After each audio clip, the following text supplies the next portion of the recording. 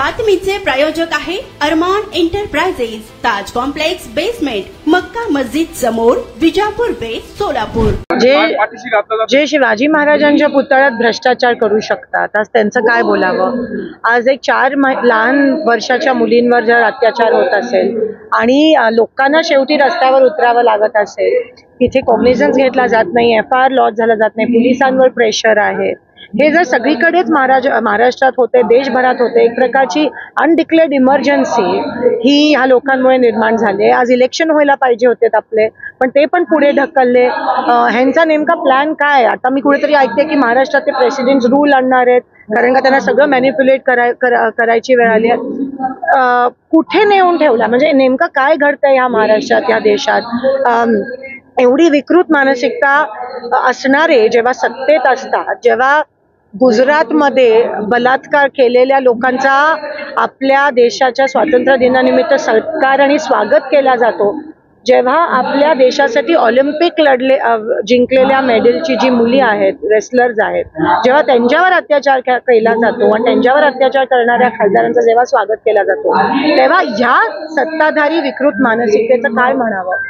आणि म्हणून आज सगळ्यांना असं वाटतं की आम्ही महिलांच्या विरोधात काही करू शकतो आणि पोलीस आपल्याला काही हात पण नाही लावू शकत, अशी एक मानसिकता ह्या समाजात निर्माण होत चालली आहे। आता मला असं वाटतं समाजानेच हे हातात घेणं गरजेचं, आता सगळ्यांनी रस्त्यावर येणं गरजेचं आहे। शिवाजी महाराजांचा पुतळा इतका निकृष्ट दर्जाचा होता, कोणाच्या तरी मित्राला, कोणाच्या तरी मुलाच्या मित्राला फेवर करण्यासाठी ह्याच्यात पण त्यांनी भ्रष्टाचार केला, जे ते पण सोडलं नाही। तिथेच प्रतापगडवर जो पंडित नेहरूंनी जो अनावरण केलेलं, तो अजूनही एवढे वर्ष झाले तरी तो आहे, मजबूत आहे। पण मला असं वाटतं ह्यांचे पुतळे असतील, हे सगळं आतमधून पोकळ, बाहेरून शो शायनिंग करण्याचा प्रयत्न, पण आतमधून हे सरकार मोठं फेलियर ठरलं आहे। आज इलेक्शन पुढे ढकललेत कारण का सर्वेमध्ये पण त्यांच्या बाजूनी एक पण, त्या तिन्ही पक्षाच्या बाजूनी एक पण सर्वे नाही आहे।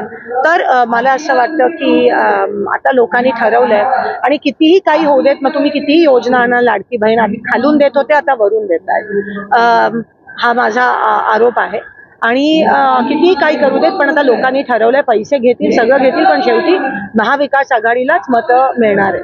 मध्य प्रदेश सरकारने जी योजना केली होती त्याचा फायदा त्या सरकारला लोकांना दिसला, म्हणून कुठेतरी लाडकी बहीण योजना आणून त्याचा फायदा मिळवण्याचा प्रयत्न आहे, तो मिळेल का? त्याच धर्तीवर त्यांनी महाराष्ट्रात आणण्याचा प्रयत्न केला, पण महाराष्ट्र पुरोगामी विचाराचा महाराष्ट्र आहे। लोकसभेत महाराष्ट्राने न भूतो न भविष्य 14 खासदार काँग्रेसचे महाविकास आघाडीचे पार्लमेंटला पाठवले, तर ह्या वेळेस पण विधानसभेत काँग्रेस आणि महाविकास आघाडी। सोलापूर शहरात विविध प्रकारचे अत्तर, perfume, massager, hair dry, important goggle, important watch, नवीन गॅझेट मिळण्याचे एकमेव ठिकाण अरमान एंटरप्राइजेस। आमचा पत्ता ताज कॉम्प्लेक्स बेसमेंट, मक्का मस्जिद समोर, विजापूर बेस, Solapur. Proprietor doctor Mohsin Bagwan. Contact 9922 55 9711।